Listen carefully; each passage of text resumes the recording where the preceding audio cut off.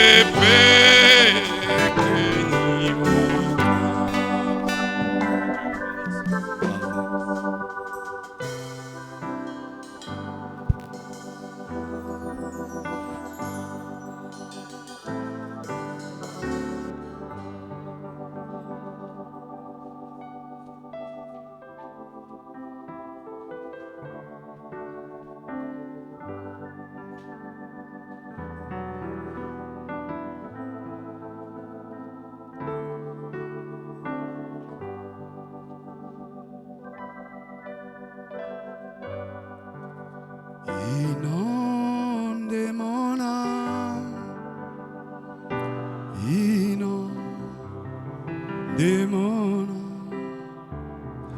tout esprit inonde mon âme, assis à tes pieds, mon repos est parfait. Doux esprit inonde mon âme. Adorable divin Maître et Sauveur, éternel Dieu et tout-puissant, créateur du ciel et de la terre, toi la lumière du monde,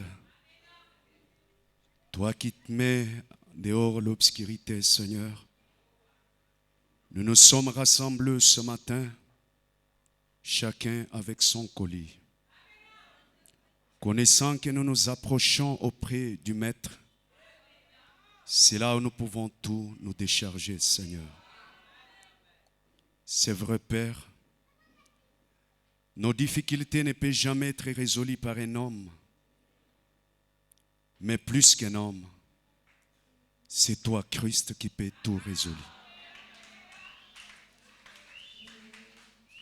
Toi-même, tu nous invites disant, venez à moi, vous tous qui êtes chargés et fatigués. C'est moi qui vous donnera du repos. Et nous sommes venus en étant fatigués, avec les soleils artificiels du monde, avec des coups, avec des maladies, avec des problèmes qui ne finissent jamais. Mais Seigneur, si nous pouvons les déposer à toi, tu es celui qui peut l'amener à la croix. Et si nos problèmes peuvent être cloués là-bas, ça ne peut plus nous revenir. Là, ce que nous nous attendons, qui peut nous revenir, c'est la vie.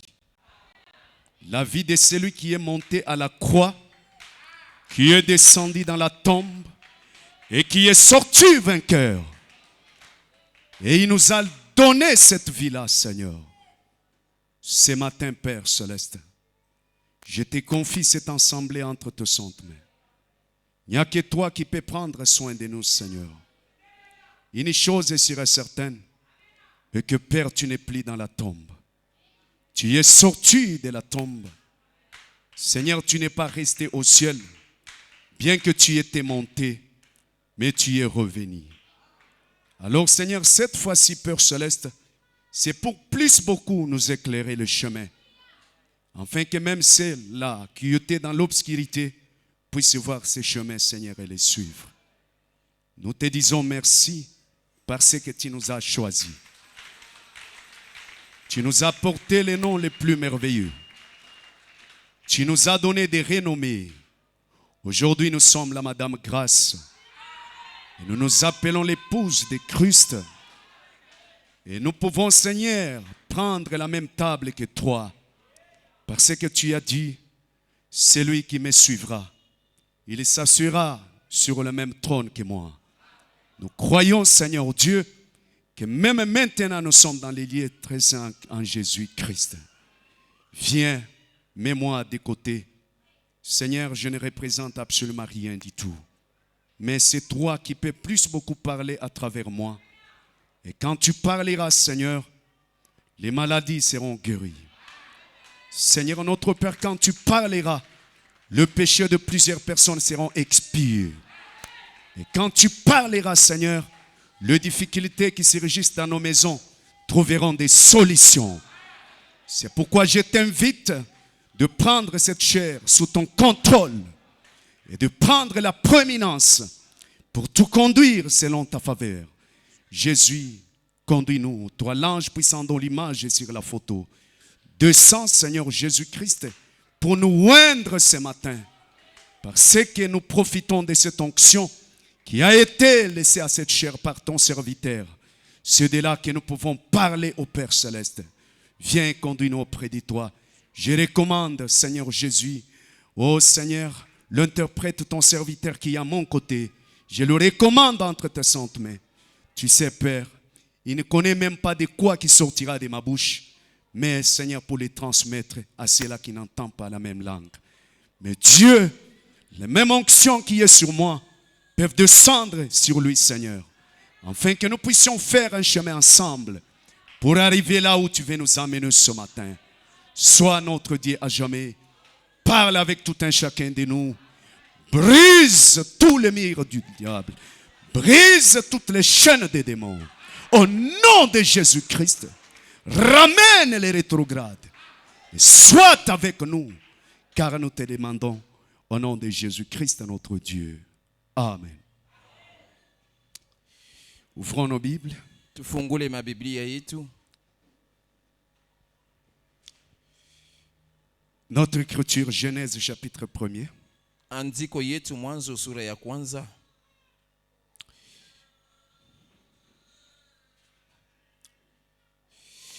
Au commencement, Dieu créa le ciel et la terre.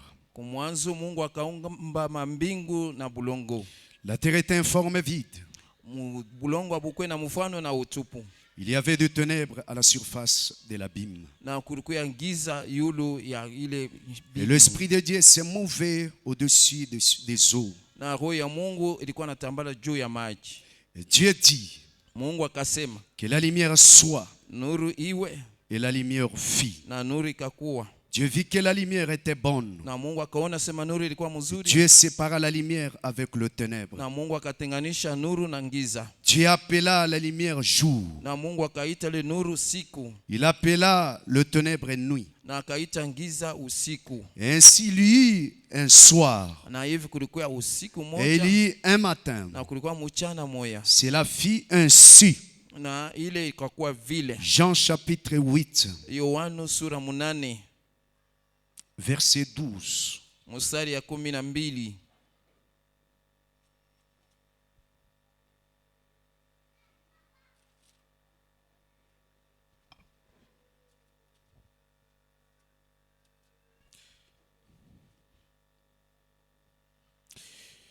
Jésus leur parla de nouveau Yesu akasema nao mara tena, et dit, je suis la lumière du monde. akasema niko nuru ya ulimwengu, Celui qui me suit ule ananifuata ne marchera pas dans le ténèbre, asitatembea mugiza, mais il aura la lumière de la vie. na atakuwa na ile nuru ya uzima. On peut se mettre.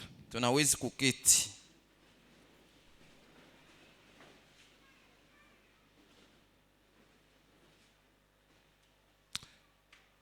Je vous salue tous au nom du Seigneur Na Jésus-Christ. misalimia wote mjina Bwana Yesu Kristo. Je crois que vous vous portez à merveille. Nazania mwe bote muko na afya njema, C'est par la grâce de Dieu que nous nous sommes retrouvés de nouveau ici. na ni kupitia neema ya Mungu tunakutana tena mara nyingine hapa, Et nous devons plus beaucoup remercier le Dieu, na zaidi tunapaswa kumupikia Mungu aksanti, parce que c'est lui qui veille sur nous sababu yeye ndio kuna keshi yuli yetu pendant que nous sommes endormis. wakati tuko benye kulala. Et nous étions ici depuis le vendredi Tulikuwa hapa tokea siku ya kazi tano, parce que c'est notre berger qui m'avait appelé sababu ni mchungaji wetu aliwezi kuniita pour me confier ce service. juu ya kuwezi kunipatia hii kazi. Je crois que Naamini ya kama à cette occasion, kwa hii bahati Dieu est capable de tout faire. Mungu iko na maeneo ya kufanya biote. On peut avoir une connaissance humaine, Tunawezi kuwa na kujua kwa bumuntu, mais ce n'est pas la connaissance humaine que vous êtes venus suivre. na ina ile kujua kwa muntu kule mnafuata. Vous avez besoin d'un Dieu. Muko lazima na Mungu moya, Et Dieu est là. na Mungu eko hapa. Le Dieu que vous cherchez, Ule Mungu uko natafuta il est là. eko hapa. Alors vous n'avez pas besoin des explications des hommes, Hauna lazima na mafasilio ya watu, mais lui aussi, Dieu sans un homme, na yeye Mungu pasipo mutu il ne peut jamais être utile. ashiwezi kuya na mafaa. Il a besoin d'un quelqu'un Eko lazima ya mutu qui lui prête son corps ule eko na mukongosha mwili yake pour que lui-même parle. juu ya ye mwenyewe aseme, Parce que c'est lui qui parle. sababu ule eko nasema Moi, je suis qu'un simple micro. miye niko tu mikro. Je remercie le berger de nouveau Napikia tena mchungaji aksanti mara nyingine, pour m'avoir confié cette chair de nouveau. na juu ya kuwezi kunipatia hii mimbali mara nyingine. Il m'a fait confiance. Aliniwekea kitumaini, Et de cette confiance, na tokea hii tumaini je crois que c'est Dieu qui peut quand même accomplir quelque chose de meilleur. Nazania ni Mungu ndiye anaweza kutimiza kitu mwake kizuri. Shalom. Shalom. Et ce matin, nous sommes en train de parler sur la puissance de la lumière. Na hii asubuhi tuko nasemea yule ya uwezo ya nuru. Le vendredi où on avait touché quelque chose, Mkazitana tuliweza kugusa kitu mwa fulani, et cela pouvait nous aider. na ile iliweza kutusaidia, Mais nous faisons aussi la continuité na tuko naendelea tena jusqu'à ce que Dieu lui-même kufikia pale Mungu mwenyewe nous amènera là où il veut nous amener. atatufikisha kule anapenda kutufikisha. Nous voyons que le commencement de la création, Tunaona mwanzo ya biumbe, Dieu a créé le ciel et la terre. na Mungu aliumba mambingu na bulongo, Et nous voyons que la Bible nous dit na tunaona Biblia inatuambia que la terre était informe et vide. na bulongo abukwe na mfano na bulikuwa utupu.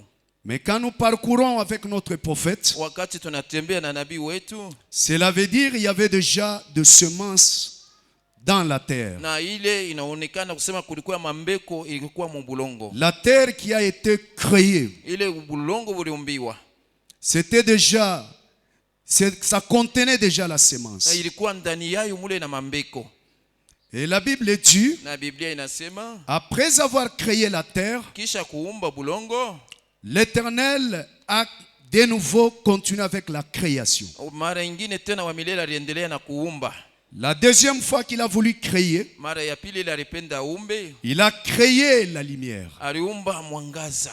C'est la lumière qui vient pour différencier les choses, Na ni mwangaza ndio iko nakuya kuachanisha bitu. afin que le semence qui était contenu dans la boue Na ile mbeko ilikuya mu matope puisse sortir, itoke, arriver à la maturité, ifike mukukomeya, et que ça puisse s'identifier. ipate kulitambulisha. C'est la lumière qui vient identifier ce qui est en vous. Na ni mwangaza ndio iko nakuya kutambulisha au kuonesha Ce kenye kwa n'est ndani pas mwako. moi qui identifie ce qui est en vous, Aina mie niko naonekanisha vyenye kwa ndani yako ni le pasteur. au pastori, Même si il prêche combien de fois, hata na uhubiri mara ngapi, il ne vous changera jamais. ashita uwezi kukubadilisha Mais il kama, est obligé lakini iko na de mapasho vous dire la vérité. ya kumionesha ukweli. Mais ce qui est en vous, Lakini vyenye kwa ndani mwako ça finira vitafika kumwisha vyote, par bourgeonner. vipate kuota Et on connaîtra qui vous êtes. na batayua uko nani. Et ce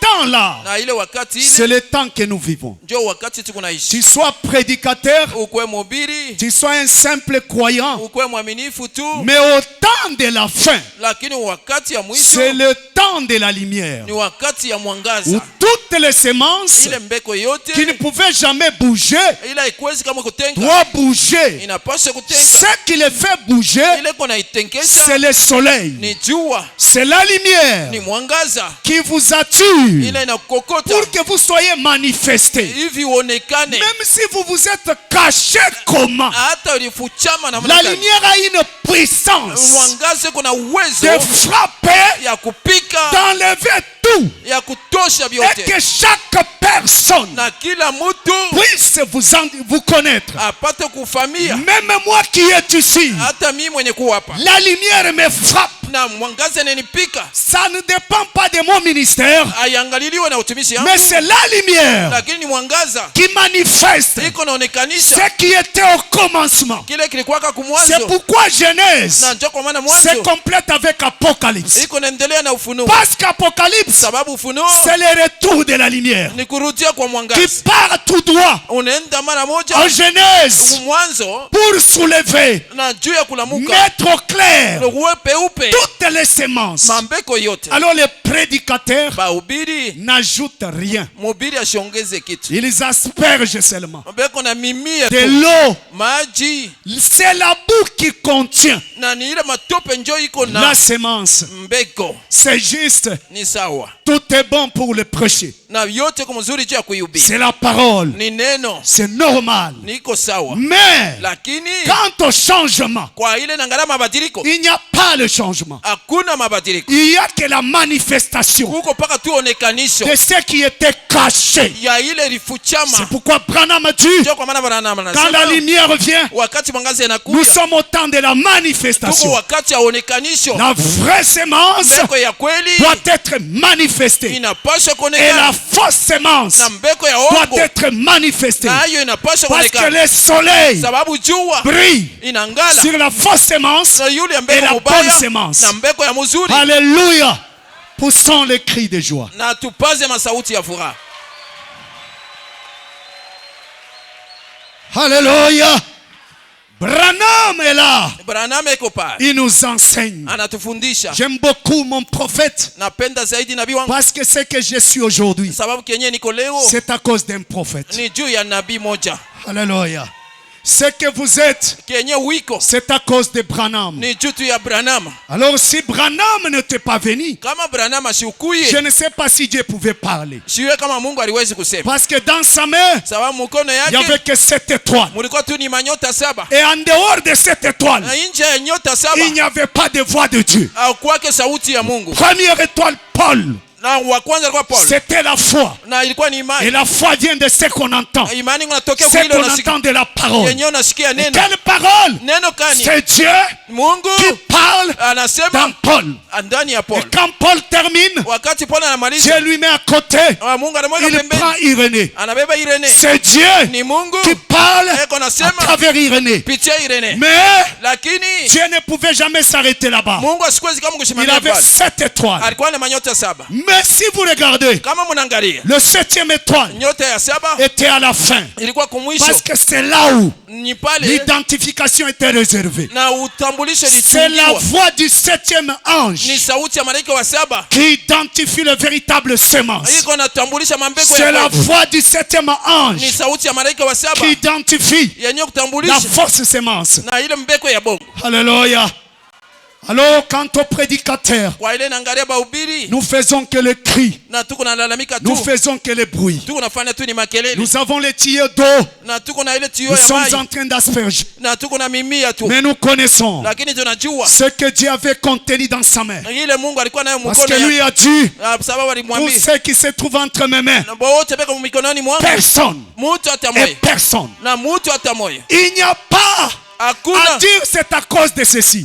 useme njoo kitu fulani. C'est ce que tu es. Ni kile wiko, C'est ce que tu es. nji kile wiko. Parce que nous sommes au temps du soir. Sababu tuko wakati wa Tout magharibi. ce qui était contenu dans sa main, Yote ilikuwa ndani ya mikono yake. personne ne pouvait les ravir. Akuwe mutu aliwezi Parce qu'il kutosha. est le vaillant guerrier. Sababu iko mshujaa Le mpiganaji wa vita. diable ne peut jamais s'approcher, Shetani kama ashaweza kukaribia prendre cette semence kubeba ile mbeko et la changer. na kuibadilisha. Non! Hapana. Lui, Yeye il est le plus fort. eko wa nguvu Quand zaidi. il te détient, Wakati ako na weye personne mutu hata ne moja peut te toucher. asiwezi Quand kugusa. il te détient, Wakati anakukamata personne, mutu hata moja même pas la maladie, hata magonjwa ne peut jamais t'amener à la mort. haiwezi kama upeleka Ça kurufu. peut te tourmenter, Inaweza mais kuvurusha, le plus fort, lakini ule wa nguvu il zaidi te tient. anaisha kukamata. Il dit, Anasema toi le diable, we va shetani vers Job. Mais je te permets na mimi nakuruhusa de uende kwa le faire Job souffrir. umuteswe. Mais quand son cœur, Kwa ile inaangalia roho yake, sa vie maisha yake se trouve entre mes mains, iko ndani ya mikono yangu, tu ne peux jamais le toucher. hauwezi kama Et kumgusa. toi aussi, Na wewe vile ce vile matin, hii asubuhi crois-tu, unaamini, croyez amini que tu es dans les mains uko mkono de celui qui est plus fort. kwa ule wa ule iko na nguvu Tout zaidi. ce qu'on t'a prophétisé Vyote vile balikutabiri tombera à côté. vitanguka pembeni. Il n'y a que ce que Dieu Ni mpaka vile Mungu a déjà préparé pour toi bila alishatayarisha juu yako qui sera manifesté. na njoo vitaonekana. Je me souviens, Nakumbuka Fobana me dit, ndugu Branham anasema il y avait un prédicateur kulikuwa kama mhubiri moya du temps de mon prophète wakati ya nabii wangu où il était allé dans une église aliendaka mkanisa moya et on l'avait prophétisé. na waliwezi kutabiri. Quand on l'a prophétisé, Wakati balimtabiri on lui a dit ceci, balimwambia hivi, et que tu es malade, uko mgonjwa, va te préparer. uende ukalitayarishe. La prophétie nous montre, Unabii Dieu inatuonesha a dit, Mungu tu alisema vas mourir dans 2 semaines. utakufa majuma 2. Et le prédicateur là Na ule mhubiri était ule tellement tourmenté par les faux prophéties. na alikuwa alishakuvurushwa na ile maunabii ya bongo. Et il est allé tout près, Alienda karibu auprès de 7e étoile. na karibu na ule nyota wa Parce 7, que c'est celui na sababu ni yeye qui avait alifanya, la véritable prophétie. alikuwa na unabii ya kweli. Quand il s'approche auprès de mon prophète, Wakati anakaribia nabii wangu, et le prophète lui dit, nabii anamwambia, je sais tu y es allé. na mimi najua sema ulienda Là-bas chez les pentecôtistes, kule kwa Pentecoste, ils t'ont dit, balikwambia cette maladie hii magonjwa va t'amener à la mort. itakupeleka kulufu. Branham a dit, Branham anasema oui, ndiyo, c'est la vérité. ni vya kweli, Cette maladie ile malari va t'amener à la mort. itakupeleka kulufu, Mais à cause, lakini tu alléluia, à cause de la commission, na juu tu ya huduma je désire na tamani que ça devienne faux. ivikwe vya bongo. Alléluia. À cause de quoi? Na juu ya nini? De la commission. Juu ya ile huduma Et tu t'es approché à moi. ulinikaribia, Je préfère na tumainia que ça soit faux. vikwe vya bongo. Et Frère Branham a dit, Na ndugu Branham le anasema, prédicateur a crié. na ule mhubiri Il aliamini. est allé, Alienda 2 semaines après, majuma mbili il n'est pas kisha mort. asiukufu. 1 mois, Mwezi il n'est moja pas mort. asiukufu. Une année, Mwaka il n'est mzima pas mort. asiukufu. Il est retourné, il a Anarudia dit, frère Branham, anasema, ndugu à Branham, cause de cette commission, ni juu ya hii huduma, alléluia, à cause de cette commission, juu tu ya hii kazi, je crois naamini que je vais dépasser des années et des années. ndapitisha miaka na Le miaka. frère Branham me dit Na ndugu Branham anasema que ta parole neno yako soit ainsi. ikuwe vile, Et toi aussi, na weye on vile a vile. tant prophétisé. Barisha kutabiri Parce que zaidi, nous sommes au temps sababu tu des mwakati faux prophètes. ya wanabii babongo. Mais reviens, Lakini ce rudia matin, hii il asubuhi, y a une voix kuku sauti qui moja va te ramener ile à la takurudisha vie. kuuzima, Alléluia. La voix ne nous donne pas seulement la vie éternelle. na sauti haitupatie tu uzima wa Ça milele, nous ajoute aussi les jours de vivre iko natuongezea tena mashiku sur cette ya terre. kuishi pa hii bulongo. Cette voix de cette tonnerre, Hii sauti ya mingurumu saba ça change même la décision de Dieu. iko nabadilisha hata mpango ya Mungu.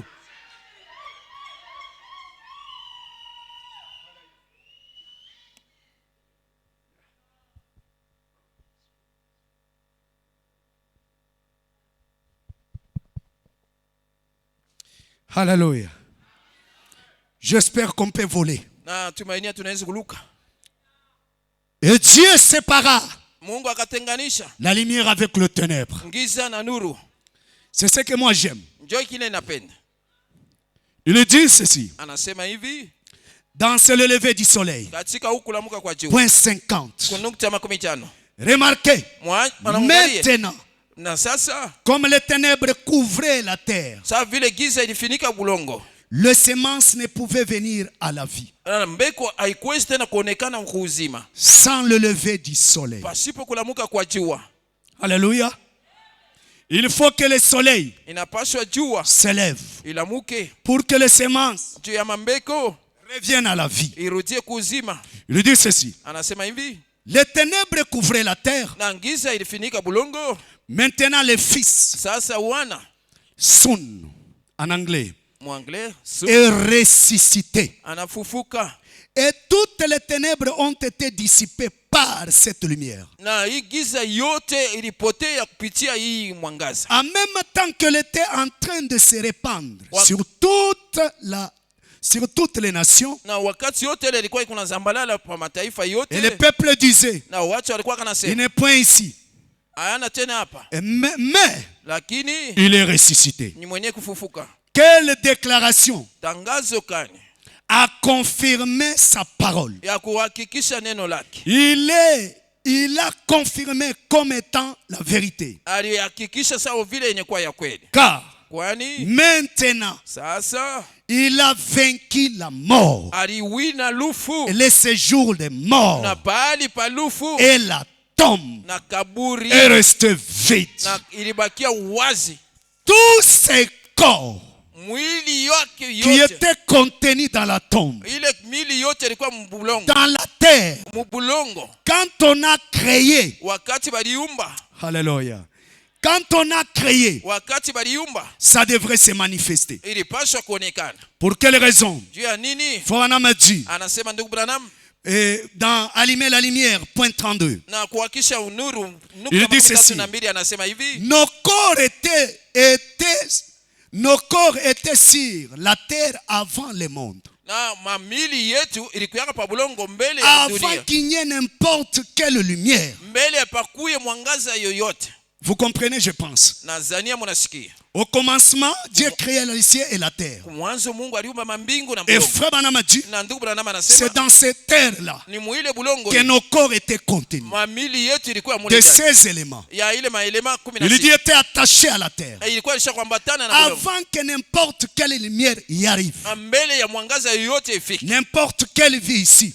mbele hata uzima Ou kani quoi que ce soit. au nini yoyote, Calcium, potassium, calcium, potassium, pétrole. Et les petroleum lumières cosmétiques ou quoi que ce soit. na ile lumière cosmique na nini C'était yoyote ici. bilikuwa hapa, Était ici lorsque Dieu créa la terre. bilikuyaka hapa wakati Mungu aliumba bulongo. Il a fallu seulement Ilipaswa tu sa parole parler neno yake yenye kusema pour amener cela juu ya kupeleka ile à l'existence. ipate kuwako sasa. Alléluia.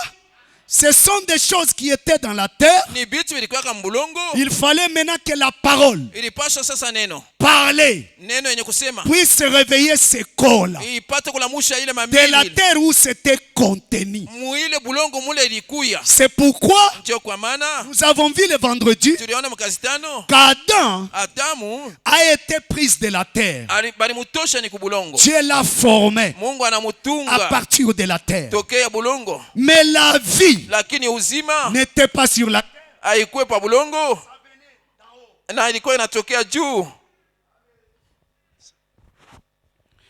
La vie, Uzima ça venait d'en haut. ilikuwa inatokea juu. C'est ce qui a fait que Ni yenyewe ilifanya kama Adam puisse parler. Adamu apate kusema. Alléluia.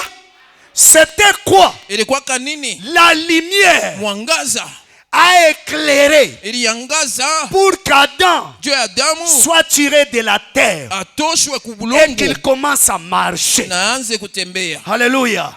Il dit ceci. Anasema hivi, Il dit ceci. anasema hivi. C'est point 56. Nukta 56. C'est comme la semence qui était mise en terre. Iko saa ile mbeko baliweka Elle doit mourir entièrement. inapasha kufa yote. Elle doit se décomposer complètement. Kabisa kabisa inapasha tu kuoza. Et chaque parcelle de vie Na kila kipande ya uzima qui était dans la semence yenye ilikuwa mombeko doit réapparaître. inapasha kuonekana tena. 57. 57. Il a été ramené à la vie. Balirudisha kuzima. Non seulement Hapana tu cela, ile, mais lakini il enverra la même vie atatuma uzima moya qui moya. m'a ramené à la vie. Ananirudisha kuzima. La puissance qui m'a fait sortir de la tombe. Na ile uwezo iliweza kunitosha mkaburi. Je l'enverrai sur vous Na mimi nitaituma yule yenu. pour vous donner la vie. Jia kumipatia uzima. Afin que là où je suis, Nya hivi pale mimi niko vous y soyez aussi. na mwe mkwe pale.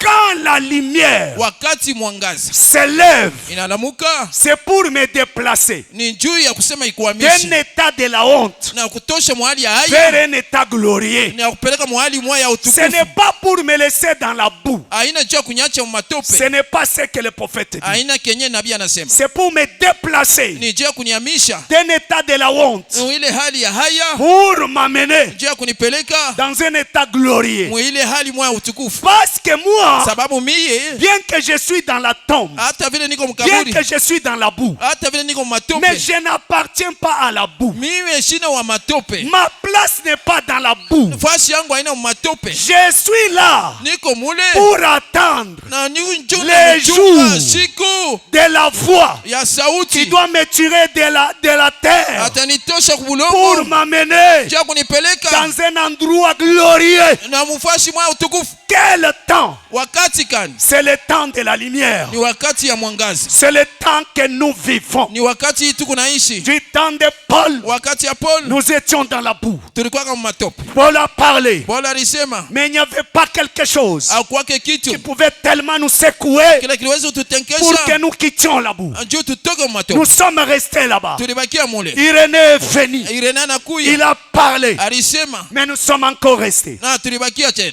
Mais du temps Lakini mu wakati de la voix du septième ya ange malaika wa sauti Lui-même, sauti ya malaika wa saba qui avait la liste, yeye mwenyewe alikuwa na qui avait le lista mystère ule alikuwa na masiri de tous les noms ya majina de yote ce que nous sommes aujourd'hui. ya kenye tuiko leo. Quand il est venu, Wakati il anakuya a regardé alisema tena telle personne. mtu fulani, J'ai entendu mon nom. nilisikia jina yangu, J'ai entendu mon nom. nilisikia jina yangu, J'ai quitté la boue. nilitoka matope Là, pale. quand il m'appelle, Wakati ananita je ne regarde pas mon entourage. na mimi shangalie kwa pembeni yangu, C'est ce qui fait que niyo ile iko nafanya vous kama pouvez naître unaweza kuzalika dans une maison munyumba moya des soulards, ya batu bakulumia dans une pombe maison na des nyumba moya sorciers, ya baloji avoir une mère sorcière. kuya na mama Mais muloji, toi, lakini tu wewe n'as pas la sorcellerie. hauna na buloji. C'est quoi? Ni nini? Toi, tu es une semence, Wewe uko mbeko mais étouffée par la boue.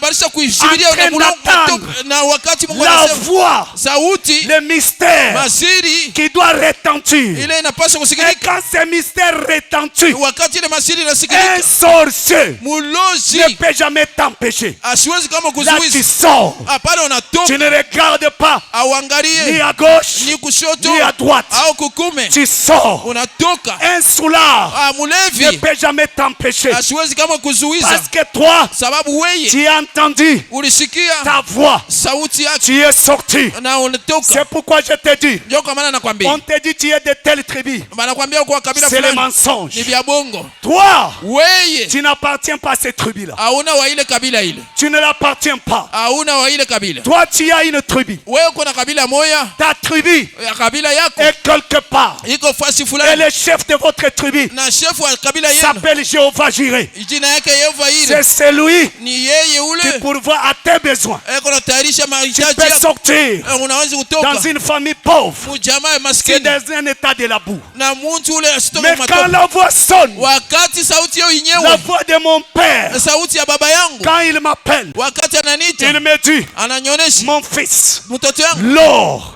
et l'argent dhahabu m'appartient. na fedha Viens. ni vyangu, Là, kuya. quand je viens, Wakati minakuya, tout le monde batu bote peut s'étonner. banaweza kushangaa Qu'est-ce qui lui est arrivé? ni mambo gani yanamfika. L'or Dhahabu et l'argent na fedha appartient à mon Dieu. iko ya Mungu wangu. Alors mon père de la chair Sasa baba yangu wa peut mumwili être un cultivateur. anawezi kuwa mlimaji, Mais moi je sors, lakini mimi je natoka deviens un ministre. mimi nakuwa mtumishi. Pour quelle raison? Juu ya sababu kani? C'est quel mystère? Ni siri kani? Le mystère Siri de la piété. ya utawa, Le mystère siri du Fils de l'homme. ya mwana wa mtu, Le mystère siri de l'Apocalypse 10 ya Ufunuo 10 ne retient personne. aichunge mtu Dans la boue. mu matope. Et ce matin, Na hii asubuhi là où tu te trouves, pale wiko crois qu'en écoutant la voix du tonnerre, na mkusikia tu ile sauti ya ce que tu mingurumo, demanderas à ton Dieu, kile utalomba kwa Mungu wako il est prêt eko tayari pour te le confier. juu ya kupatia yake. Il est une lumière, Eko mwangaza, il m'éclaire. eko na Qu'il nyangazia, t'éclaire ce matin. eko na kuangazia hii asubuhi. Sois éclairé. Et Uangaziwe. quand un homme est éclairé, Wakati mtu yeko mwenye il ne peut kuangaziwa, jamais rester dans l'obscurité. kama asiwezi kubakia Il mugiza, doit quitter l'obscurité anapaswa kutoka mugiza pour marcher. juu ya kutembea. On marche comment? Wanatembea kana namna gani? Torse bombé. Mwenye kuvimbisha kilele, Parce que sababu ce que j'étais, kile nilikuwa je ne le suis plus. sina tena vile, Et ce que tu es, na kenye wiko demain, kesho tu ne le seras plus. hautakuwa tena vile, Alléluia. Alléluia. Parce que l'onction sababu upako qui était descendue yenye ilishuka, dans l'ouverture de seau, ufungulivu wa l'onction miuli du Fils de l'homme wa ile upako wa mwana est mtu dans la salle. iko ndani ya chumba. Ça fait quoi? Iko nafanya nini? Ça la marque. Iko na À chapa celui qui accepte, kwa ule anachika, il est scellé.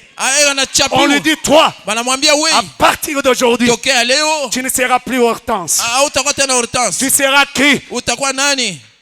Tu seras qui? Utakuwa nani? Grâce. Grace. Et tu acceptes. Na unachika, Et quand tu acceptes, wakati unachika, la vie de grâce na ile maisha ya grace entre en toi. inaingia ndani Et mwako, personne na mtu hata ne mmoja peut empêcher cela. asiwezi kuzuiza hiyo. Oh glory! Oh, mtukufu L'Éternel soit loué. na wa milele Nous asifiwe. sommes au temps Tuko mu wakati de la véritable manifestation. ya onekanisho ya kweli, C'est pourquoi il ne faut pas pleurer. ndio kwa maana haipashe kulia. Nous sommes au temps de la nouvelle naissance. Tuko wakati ya kuzalika kupya, Nous sommes au temps de la véritable sanctification. na tuko wakati ya utakaso ya kweli, Parce que la voix du tonnerre sababu sauti ya mingurumo globe tout, na iko na beba vyote, amène tout, inaleta vyote, amène la santé, inaleta afya, amène l'argent, inaleta franga, amène la sanctification, inaleta utakaso, amène le Saint-Esprit, inaleta Roho Mtakatifu, amène la prospérité. inaleta kustawi. La voix du tonnerre Ile sauti ya mungurumo sanctifie iko na takasa tout ce que j'avais fait. vyote nilifanyaka, Pas seulement sanctifier, hapana tu ça kutakasiwa, expie.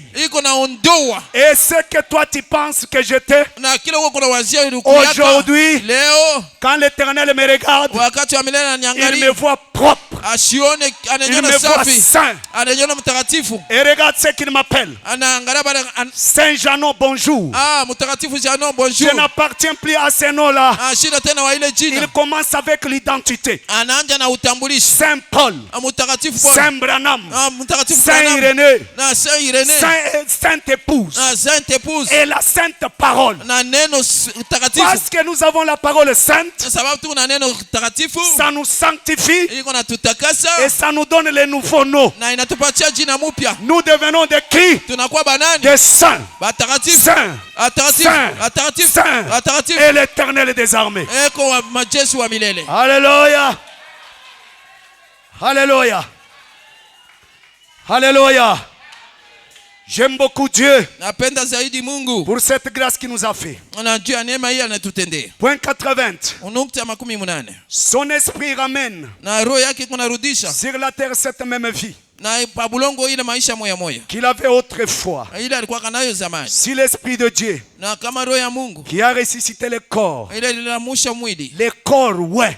mwili yenye kupakaliwa, C'est ce que Branham dit ici. ndio kenye Branham anasema Qui a ressuscité le corps, ouais. Qui yenye est Jésus. ilifufula ile mwili yenye kupakaliwa ya Yesu. L'esprit de Dieu Roho ya Mungu avait oint ce corps iliweza kupaka mafuta ile de mwili, telle manière que na munamni ya kusema lorsque cette semence tomba en terre, wakati hii mbeko ikaanguka mbulongo, il ne permet simplement pas qu'elle reste là. ashikuruhusu tu ya kusema ibakie tu mule. Cette onction Ile upako ne permet jamais airuhusu kamwe que tu restes là. ya kusema ubakie mule. Non. Hapana. Au moins que ça soit autrement.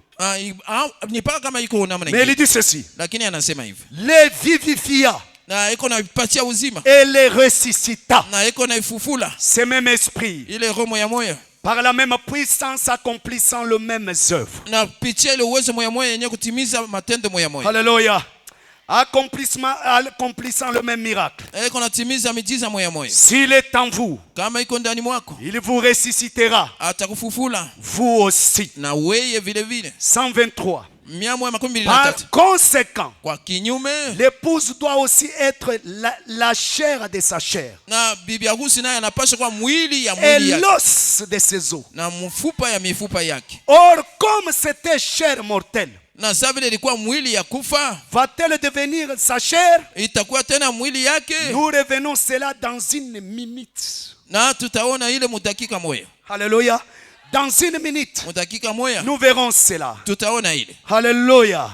Il dit ceci. Anasema hivi, Remarquez, mwangalie maintenant, sasa si l'esprit de celui kama roho ya ule qui a ressuscité Jésus d'entre les morts ule alifufula Yesu kutokea wafu habite en vous, inaikala ndani mwako, celui qui a ressuscité le Christ d'entre les morts ule mwenyewe ule alifufula Kristo kutokea wafu rendra aussi la vie à vos corps mortels na iko naleta tena uzima kumili yenu ya kufa par son esprit pitia roho yake qui habite en vous. yenye kuikala ndani mwako. Vous ne serez plus ce que vous étiez. Au utakuyaka tena kile ulikuyaka, Vous serez une nouvelle personne. utakuwa mtu mupya.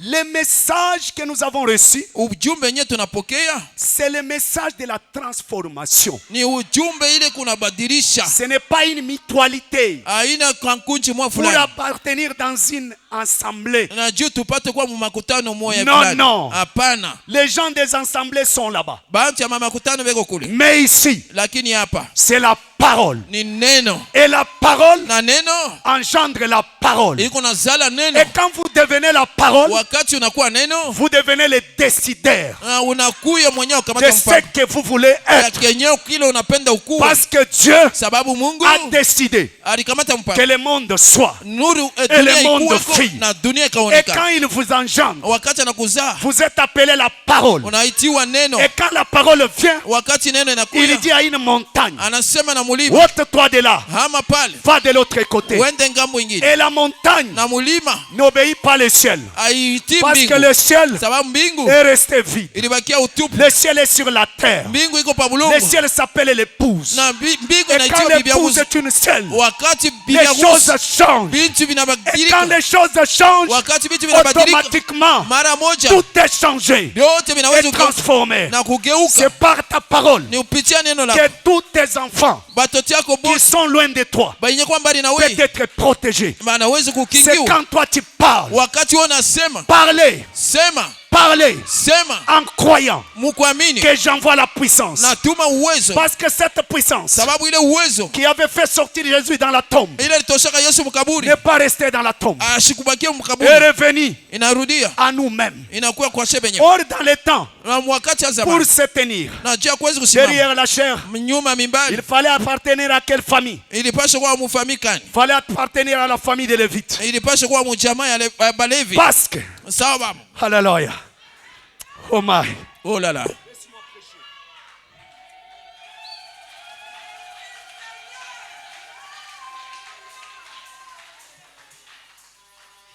Laisse-moi profiter de cette occasion Munyache nibebe hii bahati de donner cette parole. ya kuleta hii neno. C'est le but pour laquelle Ndio kifuzio ambayo Dieu m'avait choisi aujourd'hui Mungu alinichagua leo pour que je te pose ça. na juu nipate kuileta. Dans les temps anciens, Wakati ya zamani personne ne pouvait se tenir sur le micro, mtu hata mwasiwezi kusimama kwa mikono parler de Dieu. na kusema juu ya Mungu. Il fallait que tu appartiennes à qui?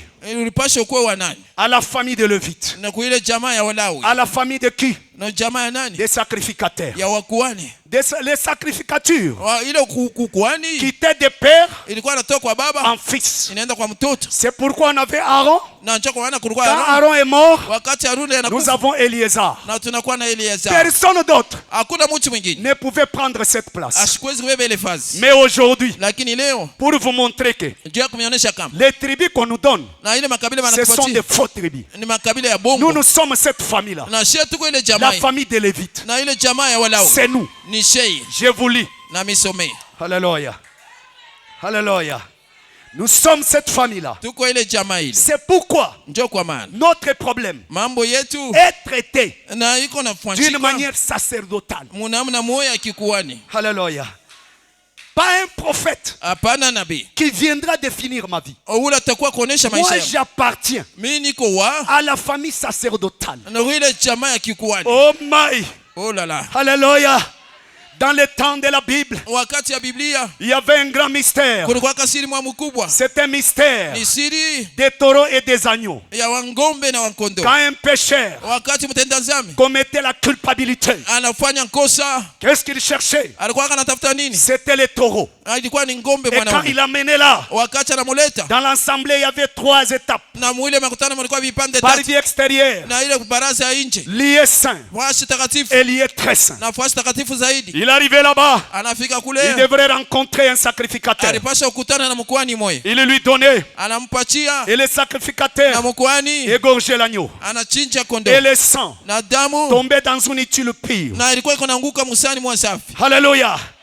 Et on prenait le sang, na walikuwa nabeba damu on amenait là-bas. banapeleka kule Là-bas, kule au-delà du rideau du temps. ngambo ya pazia. Wakati Là-bas, mule c'était dans un endroit très saint. ilikuwa ni fasi mtakatifu zaidi, Oh, japo dans les parvis intérieurs, na mwile panzia il ndani y avait des chandeliers na mulikuwa mavinara dans lesquels on pouvait allumer mule baliwezi kuhakisha et éteindre. na kuzimisha, Mais de l'autre côté, lakini ngambo ingine ce n'était pas des chandeliers. haikuwa mabinara C'était des propitiatoires. na ilikuwa ile machetezo. C'était l'arche de l'alliance. Palikuwa ni ile sanduku ya gari, C'était le trône lui-même ilikuwa ni ile kiti ya enzi yenyewe qui était là-bas. kilikuwa mule, Et sur le trône, na yule ya ile il y kiti avait quelqu'un. palikuwa mtu Il y répondait au nom de qui? alikuwa na jina Une kani? lumière. Mwangaza. Regarde le mystère. Angalia siri, Dieu change Mungu anabadilisha les noms chaque temps. na jina wakati yote. Pourquoi il change les noms? Jua nini C'est anabadilisha un jina? véritable dribbleur. Na niye ni muule kona cholo wa Afin kweli, que le diable na hivi shetani n'arrive pas à les capter. asifikie C'est kumubamba. pourquoi Dieu, Ndio kwa maana Mungu il est inhabituel. au bazobelianake naye Aujourd'hui, leo tu peux lui rencontrer comme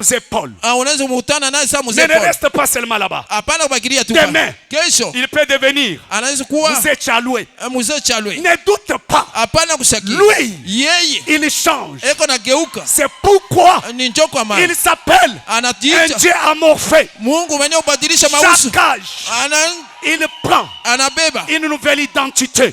utambulisho ya kweli. Il était un serpent d'airain Alikuwa nyoka wa pour shaba, donner la guérison. anajua kuleta matuzo. Mais après le serpent d'airain, Kisha nyoka wa quand ils shaba, sont entrés dans le pays, wakati waliingia il mwinchi, a changé. aligeuza La dispensation a changé. manyakati, iligeuka. Le serpent d'airain Ule nyoka wa est shaba devenu Ichabod. inakuya sasa, Il a hakuna ouvert tena une autre utukufu. brèche.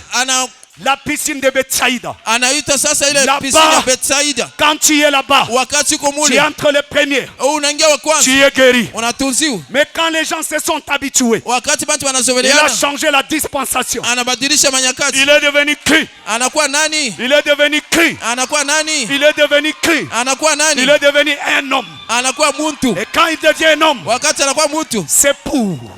ni juu, Alléluia.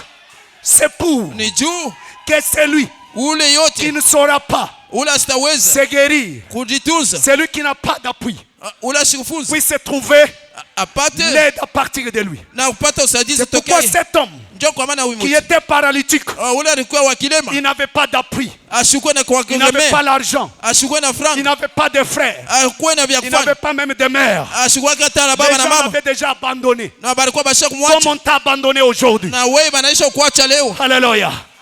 Alors, Basi lui yeye n'avait pas l'accès aux piscines. asikubakia kule C'est kupisini. pourquoi Dieu a regardé. Ndio kwa maana Mungu Il aliangalia, était une semence prédestinée. alikuwa kambeko yenyewe kutangulia Dieu dit à kutayarishwa, cause de lui, na Mungu je dois anamchukua, porter la chair, anambeba que mwili, je devienne son frère. ni kwa ndugu yake, Il est devenu Jésus. anakuwa Yesu. Et quand il marche, Wakati anatembea il ne part pas asiende chez qui que ce soit. kwa mtu wowote, Jésus n'est pas mort na Yesu asikufu pour qui que ce soit. juu ya batu bote, Il est mort alikufa pour sa semence prédestinée. na juu ya mbeko yake yenyewe kutangulia C'est kutayarishiwa. pourquoi Ndio kwa maana Quand il vient, wakati anakuya il part anasema chez sa semence na mbeko qui yake est prédestinée. yenye kuya kutangulia Si tu n'es pas kutayarishiwa. prédestiné, Kama una mwenye tu kutangulia n'étais pas kutayarishiwa contenu dans les mystères. au kuye ndani ya C'est masiri, difficile pour toi.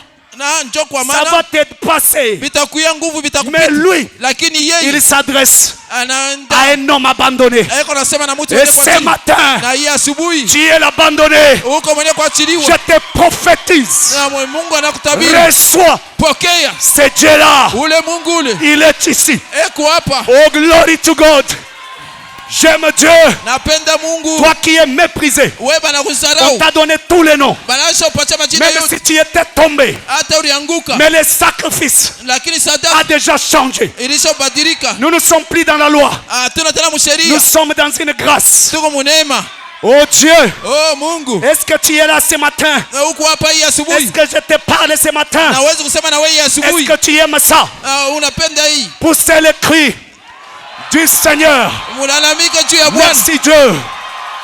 Merci Dieu. Asante Mungu, Le sacrifice a changé. sadaka sio Mon geuka, nom est changé. jina yangu yenyewe Il geuka. est allé Alienda auprès de celui qui était abandonné. na ule wanamwacha, Et il s'approche. anakaribia, Il dit mon ami. anasema rafiki yangu. C'est pourquoi nous l'appelons Ndio kwa maana tunaita ami fidèle. mwaminifu, rafiki mwaminifu. Pourquoi tu es ici? Juu ya nini uko hapa? Les causeries Ile maongezi d'un mari ya Maria et son épouse. na bibi harusi wake, Tout le monde était là. wote walikuwa pale. Personne ne saisissait ce langage. Hakuna mtu alikuwa anasikia hili, Personne mtu hata ne moja peut comprendre ce grand mystère. asiwezi kusikia hii masiri mkubwa, Parce que c'est un mystère. sababu ni siri De bouche tokea à kinywa l'oreille. mpaka lisikio. Alléluia. Mon frère, Ndugu yangu, pourquoi es-tu ici? juu ya nini uko hapa? Il a dit, Alisema je suis ici depuis 38 ans. na niko hapa miaka 38 On m'a na déjà même abandonné. balisha hata kunyachilia. Quand l'ange descend, Wakati malaika il anashuka bourgeonne l'eau. anatikiza Au maji, moment où na mwile wakati je voulais me jeter, napenda je nijitupe, me trouve le dernier. na mimi nakuya wa mwisho. Alléluia. Jésus a besoin Yesu kuna lazima de celui qui est le dernier. ule balisha kuachilia, Il n'a pas besoin de celui qui précède. ana lazima na ule Il dit, je atatangulia. suis même abandonné. Asema niko mwenye Mes kuachiliwa. frères m'ont fatigué. Alléluia. Jésus a dit, ils t'ont fatigué. Alléluia. Ils t'ont fatigué. Balisha kuchoka Ça va. mzuri, Et ils peuvent te fatiguer. bo banaweza Mais kukuchoka, moi, lakini mimi non. hata La famille jamaa peut te fatiguer. inaweza Les kukuchoka, amis barafiki peuvent te fatiguer. banaweza La kukuchoka, société batu peut te fatiguer. banaweza Les kukuchoka, quartiers quartier peut te fatiguer. banaweza kukuchoka, Mais lui, lakini yeye non. hata, Parce que sababu tu es uko une partie de lui. kipande kimoja chake. Il a dit ceci. Alisema hivi, C'est vrai. Il a dit oui. Est-ce que peux-tu prendre ton lit? unaweza kubeba kitanda kyako? Il n'a pas dit, Asikuseme pouvez-vous prendre vos lits? munaweza kubeba mabitanda byenu. Et quand cet homme était couché, Wakati ule mtu alikuwa mwenye kulala, auprès de lui, il y avait beaucoup de malades. pembeni yake kulikuwa bagonjwa bamingi, Mais il ne saisissait jamais le langage de Dieu. abakwanja kushikia ile misemeo ya Mais Mungu. toi, pourquoi tu veux que toute la famille croie? Na juu ya nini jamaa yote mzima ya yamini? Comme tu as crié, Sasa vile wewe unaamini, il faut que tous tes frères croient. inapaswa bantu yako bote baamini. Non. Haina vita. Ayez l'équilibre. Kuya mwenye kusimama À des mzuri. fois, c'est toi seul Banakuita ni wewe moyo. qui est là-bas. Uko pale. Et regarde. Angalia. Il dit, Ana- peux-tu prendre ton lit et marcher? na beba kitanda yako na utembee. Il dit, Anasema oui. ndiyo. Alléluia. Branham dit, Branham anasema la semence prédestinée mbeko yenye kutangulia kutayarisha ne doute jamais aishaki yake à la ata voix sauti créative. yenye kuumba. Alléluia. Oh my. Oh la la, Oh my. oh la la. Alléluia. La semence prédestinée Mbeko yenye kutangulia ne kutayarisha doute jamais aishaki yake kamwe à une parole créative. ni kuile neno yenye kunaumba. L'homme a dit, Mtu alisema oui. ndiyo. Il a dit, prends ton lit Alisema beba kitanda et va. na uende. L'homme qui avait fait 38 ans, Ule mtu alifanya miaka 38. au moment où il s'est changé avec Jésus, Wakati walikuwa nasumbulia na Yesu, des nouvelles formes mfano tasa mupya s'est créé en lui. na bilikuwa naumbiwa ndani mwake. En écoutant la voix, Mkusikia tu sauti, une nouvelle vie, ma sœur, maisha moya mupya dada yangu se recrée en toi. inaumbwa ndani mwako. C'est pourquoi Na njoo kwa maana tu es un mystère. na wewe uko siri. Et quand l'homme s'est tenu debout, Wakati yule mtu le alisimama mystère s'est ouvert. na siri sasa Jésus ikafunguliwa. a dit, Yesu alisema fini dans cette église, kunaisha mwi je kanisa, m'en aille. mimi naenda. Et quand il finit le travail, Wakati anamaliza il kazi ne reste pas là-bas. ashibaki yake pale, Il part. anenda. Et quand l'homme se lève, Wakati mtu anasimama c'est par là tout le monde ni njoo pale sasa bantu qui bote avait le regard vers la dénomination. bale balikuwa beko naangalia kuzehebu Parce que le fait que ile mambo ya kusema cet ange qui descendait dans l'eau ule malaika alikuwa anashuka mai était devenu un corps. anakuwa sasa mwili L'eau était restée icabote. na maji haikukuwa tena na Il n'y nguvu avait plus rien là-bas. mule ndani amokuwa tena kitu. L'ange est devenu une chair. Na sasa malaika anakuya Il mwili, faut que tu quittes la piscine. inapaswa utoke pisini Tu suives l'homme. ufuate mtu.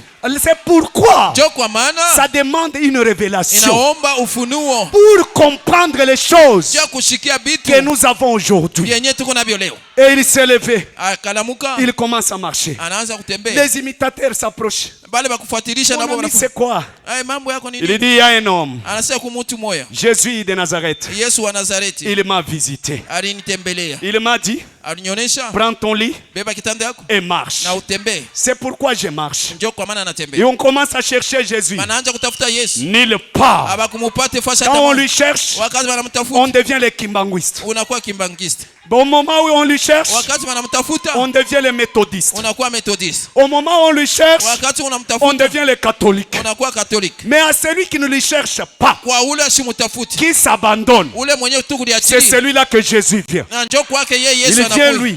anakuwa anamwambia On ne se débrouille jamais pour abafashi ni connaître les prophètes, na jua kuyua nabii ni connaître les messages. au kujua ujumbe, On s'abandonne. ni kujiachilia C'est tu. pourquoi Dieu, Njoo kwa maana on n'a Mungu pas besoin de les comprendre. hakuna lazima On a umsikie besoin de vizuri, les croire. huko lazima tu On les umwamini, croit seulement. bana muamini tu. Même si je n'ai pas compris aujourd'hui, Hata mimi sisikie leo, demain, kesho le lendemain, kesho kutu je comprendrai. mimi nitasikia. C'est pourquoi Njoo kwa maana il faut venir à l'église inapaswa kwa kanisa chaque jour. kila siku. L'homme, le paralytique, Ule mtu akilema tous les 38 ans, ile miaka 38 il na ne 8 s'était pas yote découragé. asikulekei. Pourquoi toi tu te décourages? Jua nini wewe kuna lekei? Disant qu'on a pris tous en mariage. Na unasema wewe bote Je suis resté seul. ndoa, mimi nabakia mimi. Non! Hapana, Tu es là. huko hapa. Reste. Bakia. Reste à genoux. Bakia kwa magoti. Reste là-bas. Bakia kule. Reste là-bas. Bakia kule. Un jour, Siku moja cette colonne de feu hii nguzo ya moto deviendra un homme. itakuwa kama moto. Il te demandera en mariage. Atakupeleka Je te moto prophétise ce matin, na kutabiria même siku. après cette prédication, Hata kisha hii que mahubiri tu sors, que utoke tu les rencontres ukutane et naye que tu dises, na il uiseme n'est plus esprit, ana tena il est roho, devenu un homme. alishakuwa mtu. Alléluia. Et regarde, Angalia, on prenait le sang, balikuwa kanabeba damu, on entrait avec. banaanza kuingia nayo. Quand on venait avec l'agneau, Wakati walikuwa nakuwa na kondoo, il était un agneau. alikuwa ni kondoo Et il était égorgé. na balikuwa na chinja. Et quand on prenait le sang, Wakati walikuwa nabeba damu, c'est lui qui prenait le sang. ule alikuwa nabeba damu, Il s'appelait frère Aaron. jina yake ilikuwa ndugu Aaron, Il était le frère parmi ceux-là qui péchaient. na alikuwa ndugu wa katikati ya bale balikuwa natenda zambi. Alléluia. C'est celui qui avait la commission du sang. Yeye ndio alikuwa na ile kazi ya damu. Un frère Ndugu moja avec ses faiblesses. na maudhaifu yake. Alléluia. avec des enfants des fois tétis. na batoto wakati ngine babichwa nguvu. Mais c'est celui-là Niye ule que Dieu ule Mungu avait doté, ule aliichikia, disant Aaron, anasema Aaron il prendra les sangs. atabeba damu. Maintenant, habitue-toi, Aaron. Na sasa wewe zobele Aaron, Attends qu'Aaron entre là-bas, wakati Aaron que tu parles mal de lui. na useme bibaya byake. Regarde, Angalia, Aaron prend les sangs. Aaron anabeba damu. C'était sous forme de la prière Ilikuwa ni mfano wa maombi de tous les gens ya batu bote qui se sentaient coupables. bale balikuwa naona sema beko bakosefu, Ils venaient se repentir. balikuwa kana kwa kutubu, Et cette repentance na kule kutubu ne passait pas directement au-delà du voile. bakuwa natambuka banenda mala moyo muule ngambo Ça ya passait pazia, chez Aaron. bilikuwa napitia kwa Aruni. Et quand Aaron transportait le sang, Wakati Aruni alikuwa anabeba damu, dans le sang, il y a un langage. na mule ndani ya damu muko misemo Le moyo langage de ces pécheurs-là ya ile misemo ya bale batenda et zambi le ba, langage de celui qui est saint na ile misemo ya ule mwenye kwa doivent mtakatifu être dans le sang. binapasha kuwa mudamu. Il y avait la vie de l'agneau Kulikuwa uzima kondo et le péché de celui qui a porté l'agneau. na zambi ya ule alikuwa analeta kondo. Maintenant, pour que ça crée l'explosion, Na juu sasa ilete kapata, il faut qu'un homme le prenne. inapasha muntu aibebe. Et quand un homme prenait ça, Wakati muntu anabeba ile, frère Aaron, nduku Aaron et il prend. na anabeba, Pasteur Aaron, pasteur Aaron il prenait ça. alikuwa kanaibeba, Prophète Aaron, unabii Aaron il prenait ça. alikuwa anaibeba, Évangéliste Aaron, mwanjilisi Aaron il prenait ça. alikuwa anabeba ile, Docteur Aaron, mwalimu Aaron il prenait ça. alikuwa anabeba ile, Apôtre Aaron, mtume Aaron il prenait ça. alikuwa anabeba ile. Et quand il entrait, Wakati alikuwa anaingia, celui qui avait l'accès d'y entrer là-bas. na ule alikuwa na ruhusa ya kuingia mule ndani. Et regarde ce qui s'est passé. Angalia kile kilikuwa kinapitikana. Et quand il entrait, Wakati alikuwa anaingia, alléluia, alléluia, pour que les gens là se rassurent, najua bale batu wakuwe na hakikisho, il avait une corde. alikuwa kana nkamba moya, Il était lié à ces cordes balikuwa basha mfunga et il kumukulu, avait des clochettes sur sa robe. na kule kunkanja yake ilikuwa mangengele. Et tant qu'il était là-bas, Wakati yote alikuwa mule ndani, et tenait cette corde-là, aba balibakia banabakia na nkamba balisha il ne kukamata, quittait jamais l'autel. aba kuwe natoka kamwe kumazabao. Quand il prie, il se fatigue. Wakati banaomba banachoka, Il touche d'abord la corde. banatenkesha mbele nkamba, Est-ce qu'il le vit? eko naishi,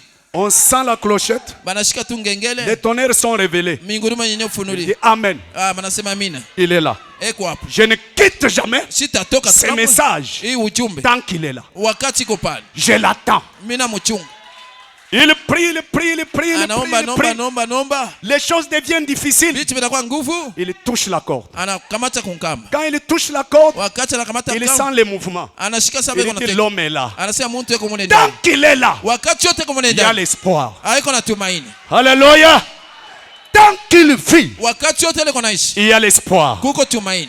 Tant qu'il est là, Wakati yote eko mule, je ne mourrai jamais de ma maladie. na mimi sitakufa kama na magonjwa yangu. D'abord, ce n'est pas ta maladie. Na kuanzia hapo mbele ina C'est magonjwa un yako, démon. ni ya demo. Ce démon Ule ne demo me terrassera jamais. ashitanyongopesha hata kidogo. Ah, il dit alors, Anasema basi, Aaron entrait là-bas. Aruni alikuwa anaingia mule, En entrant là-bas, mkuingia mule, qu'est-ce qui s'est passé? mambo kani ilikuwa napitika. Regarde ce qui s'est passé. Angalia kile ilikuwa napitika. Je vous donne cela. Na mipatia ile C'est dans une vie cachée. ni katika maisha mwenye Point kuficha. 28. Unukta makumi mbili na Et vous munane. pouvez aller jusqu'à 32. Unaweza kwenda pale makumi Je tatu me na mbili. permets pour bien prêcher. Na niko na jiruhusu juu ya kuhubiri Regarde vizuri. cela. Vous pouvez même lancer cela. Na mnaweza hata Une vie kuionyesha cachée. maisha yenye uficha 18-4. ya De le 18-4-65. ya 65. C'est point 50 jusqu'à. Na- Et plutôt point 28 jusqu'à 32. Na kunukta yake makumi mbili na munane mpaka Branham makumi est en tatu na train mbili. d'expliquer.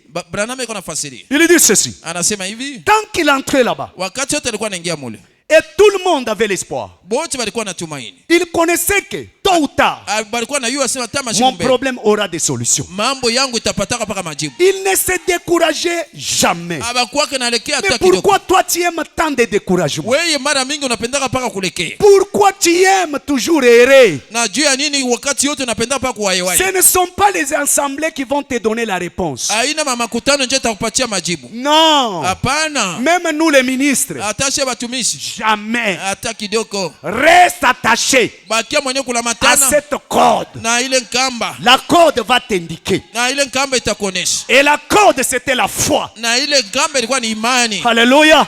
C'était la foi ilikuwa ni imani qui bougeait Dieu. ile ilikuwa inatenkesha Mungu, C'était la foi na ilikuwa ni imani qui ramenait Dieu ilikuwa inamuleta Mungu vers son peuple. mbele ya watu wake. C'était la foi Ilikuwa ni imani qui indiquait le peuple ilikuwa inaonyesha que watu Dieu ya kusema est Mungu le réminateur ndio de tous mulipaji ceux-là qui le cherchent. ya bote benye kumtafuta, Parce que la Bible dit, sababu Biblia inasema celui qui s'approche à lui, ule qu'il anamkaribia sache que ayua kama Dieu existe. Mungu eko Et il est le réminateur na eko mulipaji de tous ceux-là qui le cherchent. ya bale bote benye Et kumtafuta, cette foi na ile imani ne pouvait jamais quitter ce peuple. haikwezi kutoka kama Ce bale batu. peuple restait là-bas. Bale batu walikuwa wanabakia pale. Celui qui était entré, Ule aliingia c'était Pasteur Aaron. ilikuwa ni Pasteur Aaron, Et le Pasteur Aaron, quand il termine là-bas, na wakati Pasteur Aaron anamaliza c'est mule, devant le trône. ni mbele ya kiti ya enzi, Il parle. anasema Il dit là-bas, pale il y a la mort. muko pale nje peko Fais quelque chose. fanya kwa kitu mwa fulani, Ne reste pas ici. hapana kubakia hapa, Ils ont besoin de toi. beko lazima na wewe, Ne reste pas ici. hapana kubakia hapa, Ils ont besoin de toi. beko lazima na wewe. Alors, Sasa là-bas, mule il y avait une lumière. mulikuwa mwangaza moyo, Cette lumière ile mwangaza qui n'était pas allumée par qui que ce soit. bakuiwakisha kwa mtu wowote, Ça existait yo ilikuwa wako tu depuis l'éternité. tokea milele.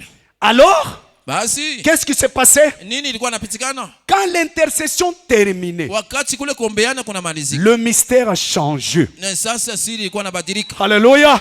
Ceux qui étaient sur le trône Ule alikuwa pakicha enzi, voilaient la chair. alikuwa anafinika mwili, Alléluia.